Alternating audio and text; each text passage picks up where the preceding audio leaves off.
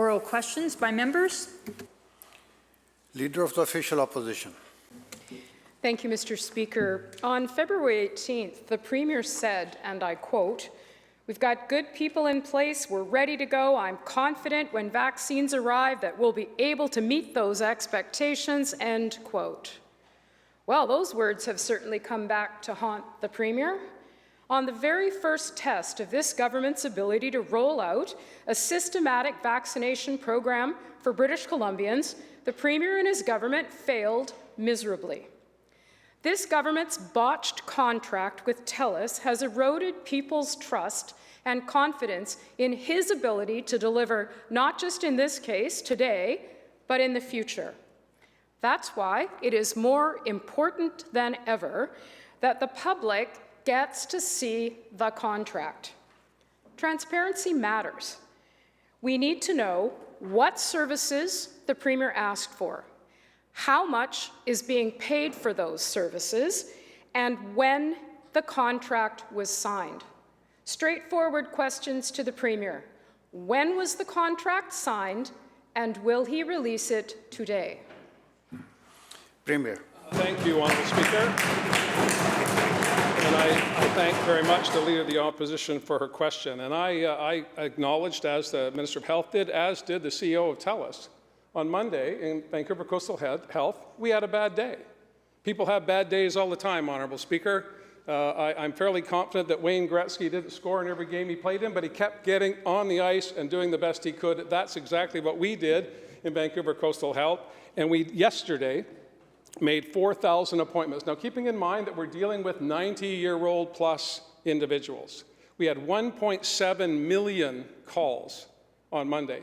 I'm confident the members across understand that there are not 1.7 million 90-year-olds in British Columbia.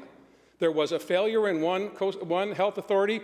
We've taken steps to correct it. We're on track to vaccinate British Columbians, 300,000 already, and more to come.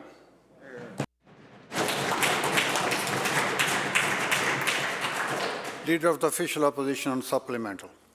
Well, thank you very much, and it certainly was a bad day for British Columbians. In fact, the number of phone calls reflects the degree of concern that people have about being able to book for their vaccination. The Premier acknowledged it was a bad day. It was a bad day.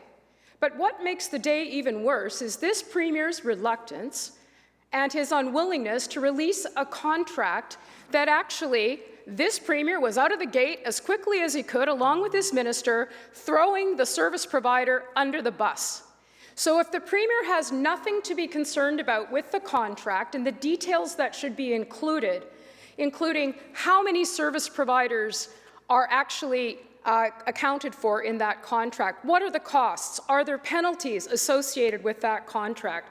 We've heard that the second largest health authority in our province, which serves a quarter of our population, contracted for 33 agents. And yet TELUS says they have provided and promised 156 agents and exceeded that number. So which is it? Straightforward way to clear up the confusion. What does the contract say? What services did this government request? Are there penalties for lack of delivering on that contract? So to the Premier, he avoided that part of the question. Straightforward question, hopefully a straightforward answer. Will he tell us today when was the contract signed, and will he release it this afternoon? Premier. Thank you, Honourable Speaker. And this is the beauty of being in opposition, I suppose. I looked at the front page of the Vancouver Sun today, and I saw a banner headline above the fold, 2 elderly British Columbians ecstatic that they had been able to get an appointment. They're going to be vaccinated next week. The Nanaimo Bulletin reports that a 102-year-old veteran born during the last pandemic is ecstatic that he is going to get his vaccination next week.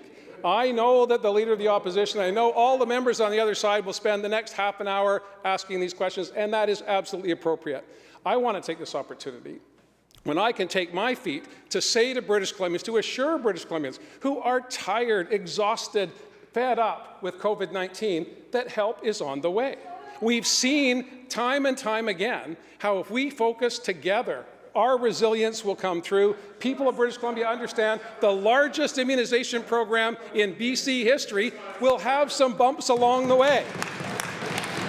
But for an 102-year-old veteran in Nanaimo who lived through now a second pandemic, good news for him, good news for all British Columbians, Mr. Speaker. Member for Kelowna Mission. Thank you, Honourable Speaker. Well, I hope you got past the first page, because you would have heard a lot more than just a couple of congratulations. Leaders stand up and take responsibility when things go wrong. Yesterday, the Premier started to accept responsibility for the botched vaccine rollout plan, but then he blamed others. And I quote, "The terms of each health authority putting in place their infrastructure is entirely up to them," end quote. But then he admitted, quote, "We oversee that and manage it in the best interests of British Columbians." So instead of dodging responsibility, can the Premier today tell British Columbians exactly what he signed off on and whether it was adequate? Will you release the contract? Premier. Thank you, Honourable Speaker, and I fully appreciate that accountability ends with me. I said that yesterday. I stand in my place again today and take full responsibility for the entire effort of the Government of British Columbia to deliver for British Columbians. If that doesn't meet the bar set by the newly minted member from Kelowna, I apologize to her as well. But the vast majority of British Columbians, Honourable Speaker, want to come together and focus on getting out of the pandemic, not focusing on calling people names in the legislature. Carry on, member.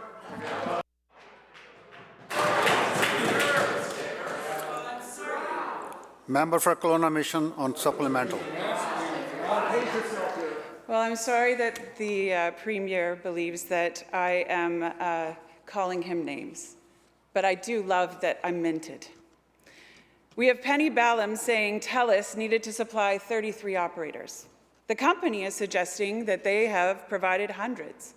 So the only thing that confirmed is that this Premier botched this vaccine rollout. So instead of a flurry of numbers and simply passing the buck, you can put an end to all of this speculation. Will the Premier release the contract that shows exactly what his government planned for? Minister of Health. Thank you very much, Honourable Speaker. First of all, I want to encourage all those over 90 who have not received an appointment, all Indigenous people over 65 who have not received an appointment, to call us today. The response times are very short today, and everyone can get their appointment booked. I want to encourage everyone to do that. As of 1 o'clock today, 2,500 new appointments were booked in Vancouver Coastal Health today, bringing the number close to 7,000 over the 3 days. On Monday, Vancouver Coastal Health, our appointment booking, and TELUS had a bad day, but they have responded, and there are agents standing by to take appointments. And I think that's the important thing. Over 21,000 seniors over 90 have received their immunizations already. We've booked now over 34,000 appointments, and that work is going to continue. What TELUS did and what Vancouver Coastal Health did was respond to a very bad day by adding resources. And you can see the difference, 360 odd appointments on Monday, more than 4,000 yesterday, 2,500 already today by 1 o'clock. In other words, people responded. And I want to appreciate and thank everyone for their patience. We are, of course, sorry that people were delayed on Monday, but progress is being made. And I encourage every single person, even those watching Question Period now, to maybe put the television on mute and call and get your appointment.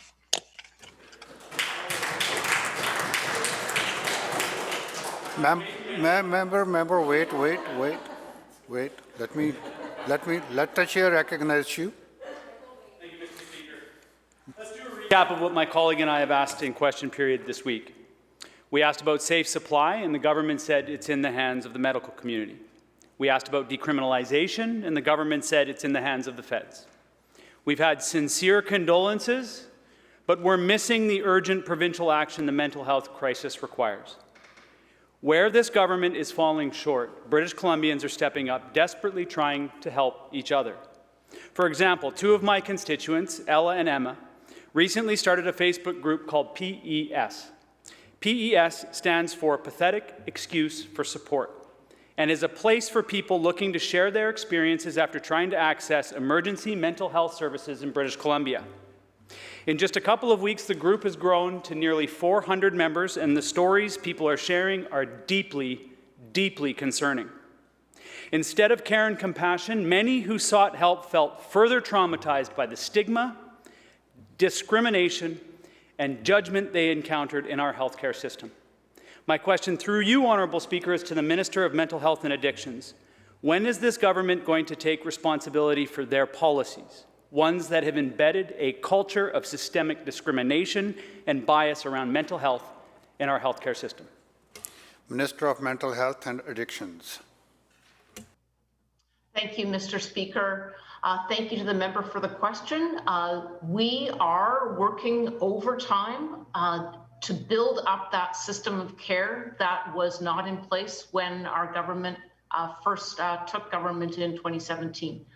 As Dr. Henry said at that time, it's hard to fight a public health emergency and now a particularly accentuated mental health crisis when there was no system of care in place. So we've been both fighting these public health crises while building up that continuum of care. And so with the powers that we have, this is Canada's first Ministry of Mental Health and Addictions to be singularly focused on building up that system of care, expanding low and no cost counseling in the face of the pandemic.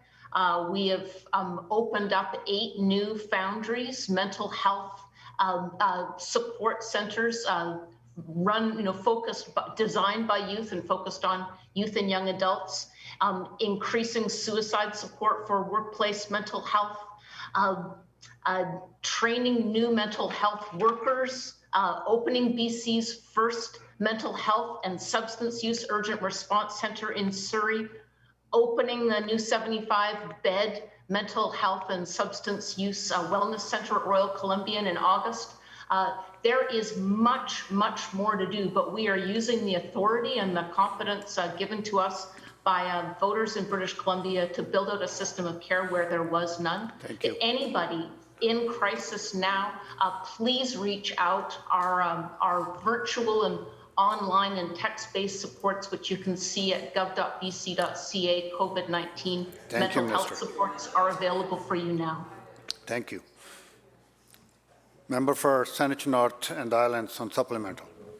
Thank you, Mr. Speaker. And the question was about what the minister is doing to address systemic bias and discrimination that has stigmatized people who are presenting themselves in a mental health crisis. I did not ask for a list.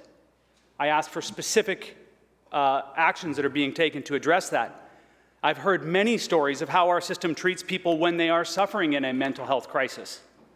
Some may be offered medication and told they're seeking attention. Their friends and family are told their loved ones are just attention seekers and not a threat to take their own lives. But all too often that's not the case, Mr. Speaker. I can personally name more people than I wish to count. However, if they do attempt to take their lives and return to hospital with bodily injuries, then they are promptly attended to. When their condition was deemed mental, they were undermined, belittled, and taunted. But as soon as their ailment was physical, they were put on life support. Mr. Speaker, these are my peers, largely the victim of systemic bias and discrimination toward people suffering mental health crisis. And when that intersects with ethnicity and culture, it's as toxic as the drug supply that we've talked about this week. Mothers and fathers have lost their children, and children have lost their fathers and mothers because government policies have made an arbitrary distinction between mental and physical health. My question through you, Honourable Speaker, is to the Premier. At what point is his government going to start treating the brain like it's part of the body? Minister of Mental Health and Addictions. Mr. Speaker, through you, I apologize to the member. I did not hear the racial bias part of his question. I did not mean to not address this serious matter head on.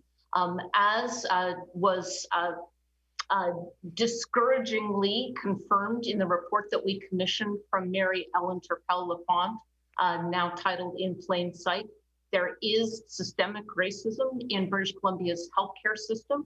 It is acting as a barrier to people getting access to the health treatment that they need, and this is particularly pointed in the addictions and mental health field. That was her finding, and for that, our government has unequivocally apologized and indicated that this is now built into every mandate letter, every instruction that the Premier has given us to root out systemic racism and to remove it as a barrier to people accessing the services that they need and deserve. I share the members' aim that heart and mind and every form of physical and mental health is treated on an equal basis, that there should not be barriers in place. This is exactly the system of care that we are working hard to build up. We have got much more work to do, and any barrier to access to mental health treatment on a racial basis or any other basis, I agree, is unacceptable. Member for Kamloops North Thompson. Thank you, Mr. Speaker. Mr. Speaker, the Premier has admitted, and I quote, "We should have been better prepared. We had a bad day yesterday," end quote. And I know the Premier just wants to move on, but British Columbians deserve to know how we got here in the first place. The questions today are not about what the call centre volumes are handling today. The questions today are about the decision-making process this government used in a contract with TELUS that they thought was an adequate contract to provide proper resources to people on the rollout of this plan starting on Monday. A plan that back in February the Premier assured everyone they were on top of, and it was handled. So again, to the Premier, whose signature is on this thoroughly botched contract, how much money is being spent on what terms, and will the Premier table that contract for everyone in the public to be able to review today? Minister of Health. Well, thank you very much, Honourable Speaker. And it does matter, of course, to the 35,500 people who have had their appointments booked in the last 3 days. TELUS responded first by taking responsibility and apologizing for not delivering as expected on Monday. And they've responded in specific and practical ways, adding resources and addressing technical issues. And if we're going to be critical of them for Monday, we have to acknowledge the work they've done since then. For example, yesterday, throughout the day, adding 68 new agents. Yesterday, TELUS had over 225 agents concurrently booking appointments across the 5 health authorities, a 56% increase from Monday. They've trained an additional 420 agents that will be brought online today. And the commitment is to have 600 agents fully operationalized and productive today. And this is reflected in the numbers of appointment books, 360 on Monday in Vancouver Coastal Health, more than 4,000 on Tuesday, and significantly more than that today. The important thing, and a message for everyone, is that if you've not received your appointment and you're over 90, born in 1931 or before, if you're an Indigenous person over 65, please call us today at the numbers that are publicly available in all of the health authorities and make an appointment. This immunization process has done well in British Columbia from the beginning. We've received vaccine and delivered it to long-term care and assisted living, to acute care, to people who are most vulnerable to COVID-19. I'm very proud of the staff who've done this work. There's going to be bumps again on the road because it's a significant program. But I think our teams have done across this immunization campaign very well, as reflected in the comments of the Premier and many people who've received immunizations across BC. Member for Kamloops North Thompson supplemental. Thank you, Mr. Speaker. Well, the Premier also stated yesterday, and I quote, "I'm happy to accept responsibility and blame for this if that's what British Columbians are seeking," end quote. What British Columbians are actually seeking from the Premier is an answer around the decision-making and the sign-off on a contract that they thought was adequate to handle the call volumes, which most certainly it was not. And the fact that the government won't even acknowledge who authorized that contract and thought that contract was appropriate, when you have the head of Coastal Health saying they only contracted 33 people to be on the phones, and that same person is actually in charge of our vaccine rollout, you have questions as the public, as the opposition. So again, what British Columbians are seeking are basic details about the cost and scope of the contract that this government felt would have been an appropriate level of service to handle call volumes. So again, what is the Premier hiding? Why will the Premier not release the contract and the terms and tell us who actually signed off on this botched plan? Minister of Health. Honourable Speaker, the member may wish to criticize Dr. Ballum, who I think is an extraordinary British Columbian and who has taken on this task of leading our immunization effort. And I am proud and supportive of her work. I think it is exceptional, has been exceptional, and will be exceptional. And this is an enormous project, ensuring that 4.3 million people are immunized twice. And I'm proud of the work that she's done, taking on this task and providing the leadership she has provided. With respect to the last number of days, we've told the members that on Monday there were significant difficulties, particularly in Vancouver Coastal Health. There's no question about that. But over the last couple of days, people have responded. I think what British Columbians wanted to hear was how we were going to make it better, how we were going to respond, how we were going to improve things, because people need to book their appointment and people need to be immunized. Those over 90, Indigenous people over 65 right now. So I would encourage them to call in and to get an appointment, because I think this immunization campaign, the most important, and it will be the most scrutinized in history, as it should be, is an important moment for every individual. Every time someone's immunized, it makes all of the rest of us safer. And I want to thank all of the people involved in this effort. Yes, there was a bump in the road on Monday, and yes, the people responsible responded by making things better. And that is what I think everyone in BC would expect us to do.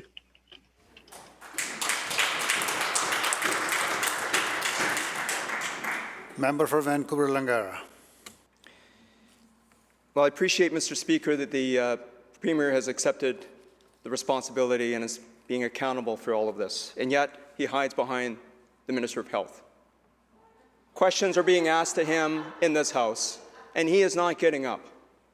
He should be accepting that responsibility and answering the following questions.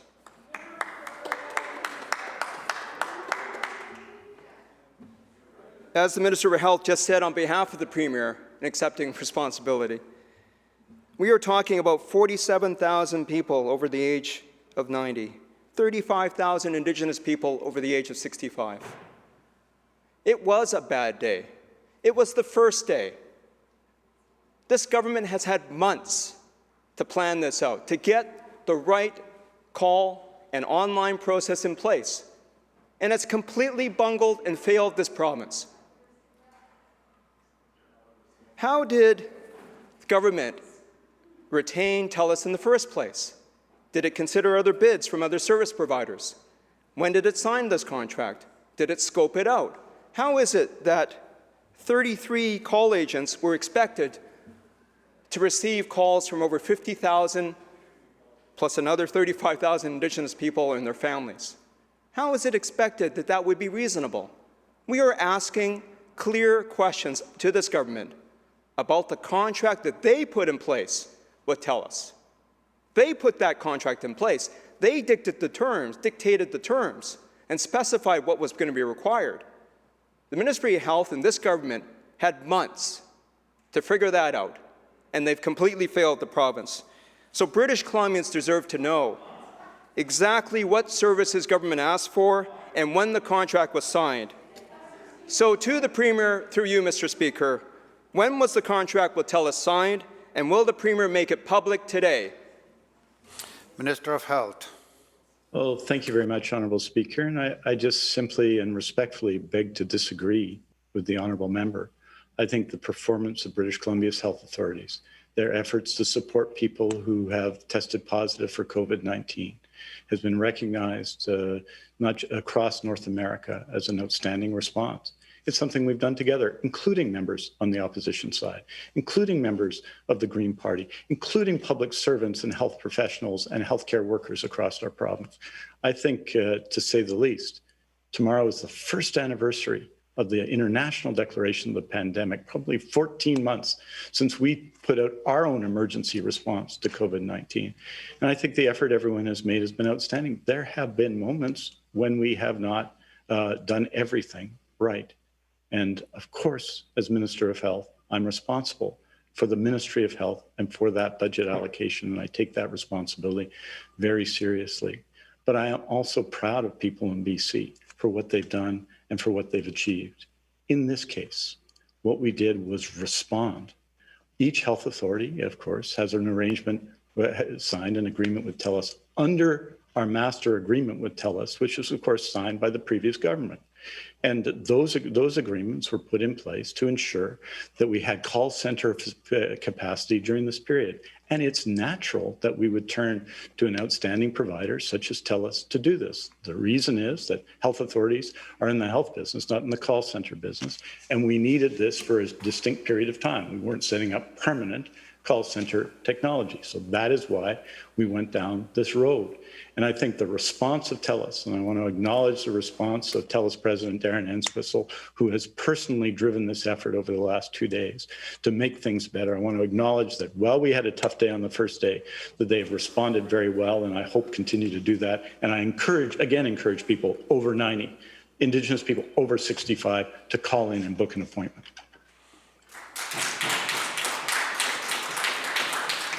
Member for Abbotsford West. Mr. Speaker, what is the Premier hiding? Will he release the contract? And if not, why not? Minister of Health.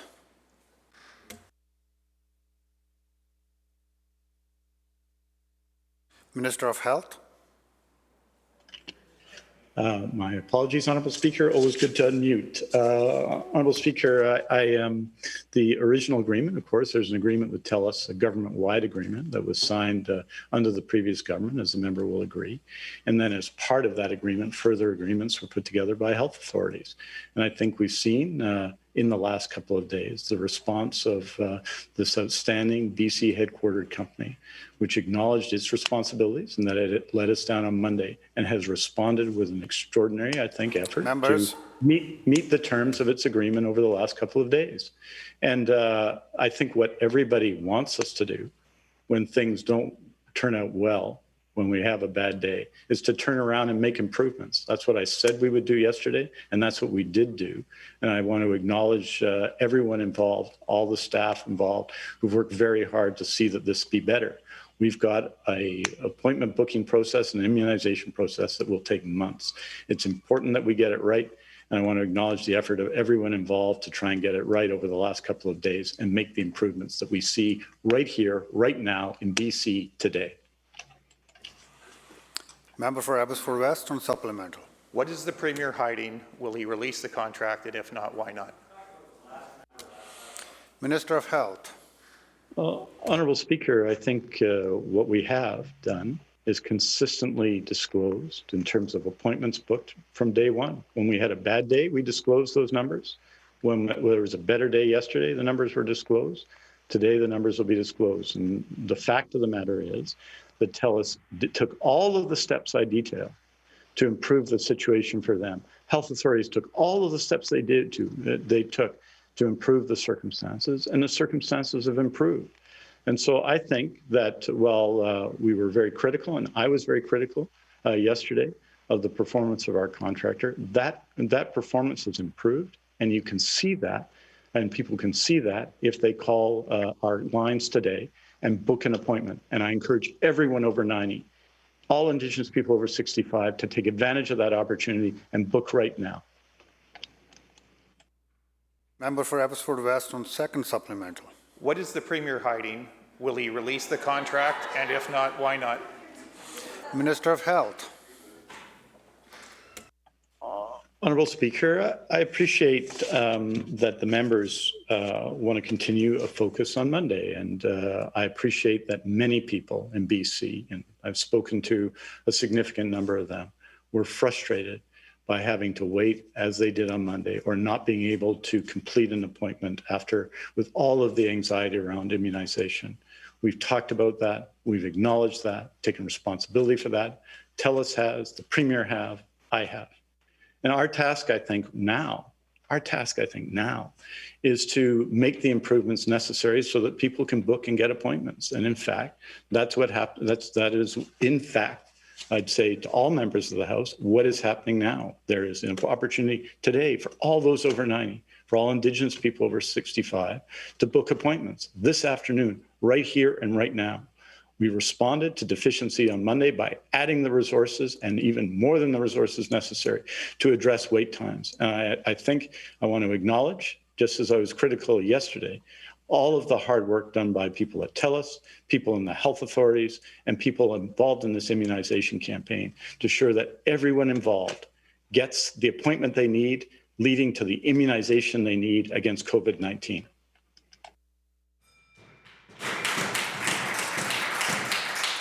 The bell ends question period.